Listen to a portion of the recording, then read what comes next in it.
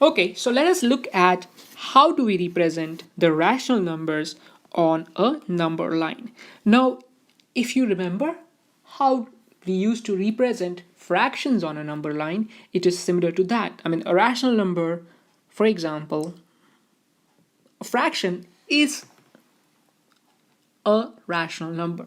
So let's begin with a very simple rational number, that is 1/2, and we want to represent this number 1 by 2 on a number line. So what we do is very simple. Between the points 0 and 1 on a on a number line, we divide this distance in two equal parts. Now, if you remember, this 1 by 2 is a fraction, and a fraction simply says parts of a whole. So when I say represent 1 by 2, it means represent one part out of two parts. Okay, and in this case, this midpoint that is shown over here, this point over here represents the one part out of these two parts into which one has been divided, and therefore the 1 by 2, this point here just shows 1 by 2. So this is how we represent 1/2 or 1 by 2 on a number line. Now remember, the 1 can be written as 2 by 2. Essentially all we are saying is two parts out of two parts, that is one part. This unity here, the distance from here to here between 0 to 1 is divided into two equal parts. Now you can extend the same logic. For example, if you were asked to represent 1 by 3. Now again, this is a very simple, right? You have to represent one part out of three parts. So what would you do?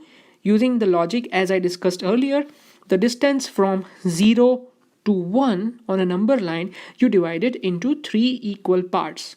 Okay, so I have divided here and put these 2 points.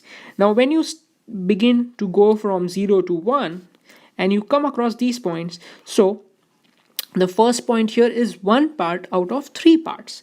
The second part is two parts out of three parts, and where we have one is three parts out of three parts, which is what I have shown over here. So 1 can be represented as 3 by 3.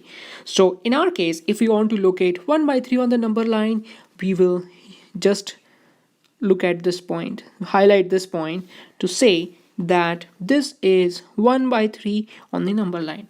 So far, so good. Two simple examples. What if we are given 5 by 8? We can follow the same logic. The only thing is it might be a little bit complicated. So in this case, we have to represent 5 parts out of 8 parts.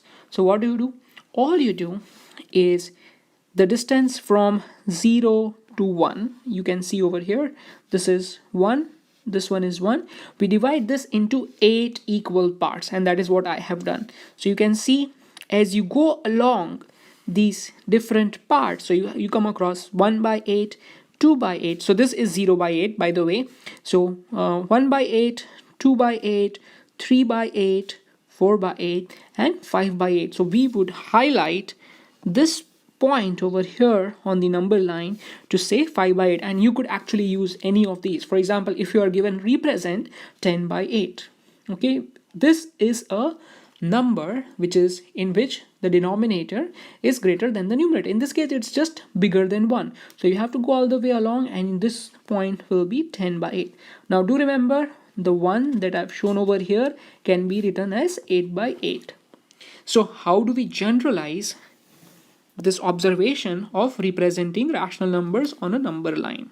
Okay, so in general, for a rational number given, let's say a by b, the numerator tells how many parts you have to mark on the number line, and the denominator tells the number of parts into which unit is to be divided, in this case 1.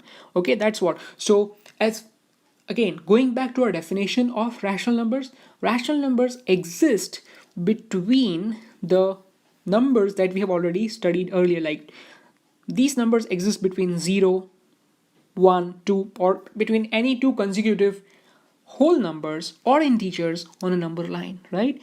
So when you are given a by b, a rational number in the form of a by b, what you do is you find out what is b, and you divide a unit distance on the number line into B parts, which is what we did earlier, and then you locate A parts. Just go that small steps, and that will give you the location of A by B. Now, other interesting thing to note is you could also have a negative rational number. So if the sign here, in this case, it is a positive sign, which I've shown over here, this one. If it is positive sign, then we traverse or we go towards the right hand side of the number line, and if this sign is negative, then you travel onto the on the left hand side of the number line. So that is how you would represent rational numbers on a number line.